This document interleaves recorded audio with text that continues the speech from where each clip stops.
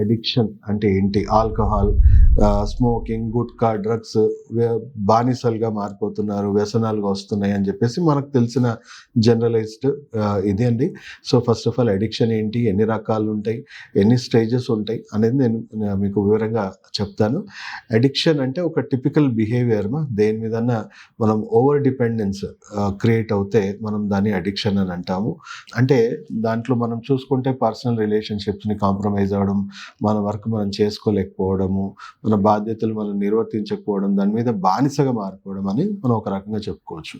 So addiction అనేది ఎందుకు అవుతుంది, ఏ కారణాల వల్ల అవుతుంది అంటే మన బ్రెయిన్లో మనకి డోపమైన్ అనే ఒక హార్మోన్ కెమికల్ అనేది ఉంటుందమ్మా. అది మీకైనా ఉంటుంది, నాకైనా ఉంటుంది, అందరికీ ఉంటుంది. సో అది మన బ్రెయిన్ని సంతోషపరిచే, సంతృప్తిపరిచే ఒక హార్మోన్, ఒక హ్యాపీనెస్ హార్మోన్ అని చెప్పొచ్చు. ప్రతి ఒక్కరం, నేను, మీరు అందరం కూడా సంతోషంగా జీవించాలని కోరుకుంటాం. ఎవరం కూడా బాధలు, దుఃఖాలతో బతకాలని ఎవరం కోరుకోము. సో ప్రతి ఒక్కరు కూడా ఆ కెమికల్ అనేది బ్రెయిన్కి చాలా అవసరం. అయితే ఈ కెమికల్ ఏ రూపంలో మన బ్రెయిన్కి చేరుకుంటుంది, ఎట్లా మన బాడీలో స్టిమ్యులేట్ అయ్యి రిలీజ్ అవుతుంది అంటే అది పాజిటివ్ సోర్సెస్ నుంచి అవుతుందా, నెగిటివ్ దారుల నుంచి అవుతుందా? మనిషి నేచర్ ఏంటి అనేది మీకు అందరికి తెలుసు.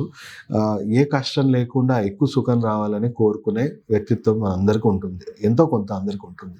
సో ఆ ధోరణి ఏంటి అంటే బ్రెయిన్కి ఎక్కువ సుఖం కావాలి, కష్టం తక్కువ కావాలి.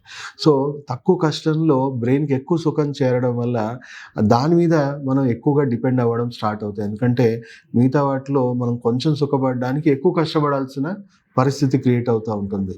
సో అలాగే ఈ డోపమైన్ అనేది మనకు కేవలం మత్తు పదార్థాలే కాదండి, బిహేవియర్ అడిక్షన్స్లో కూడా వస్తాయి. అంటే ఇప్పుడు మన చేతిలో ఉన్న సెల్ ఫోనే ఉంది, ఎంతోమంది ఈ సెల్ ఫోన్కి బానిస అయ్యారు. ఎందుకు? నార్మల్ జీవితం కంటే కొంచెం ఎక్కువ సుఖం ఇస్తుంది, ఎక్కువ ప్రశాంతత ఇస్తుంది అని అనిపించగానే ఫోన్ మీద మన ధ్యాస ఎక్కువగా పెరిగిపోతూ ఉంది. షార్ట్స్ ఇవి చూసుకుంటూ పోతున్నాం.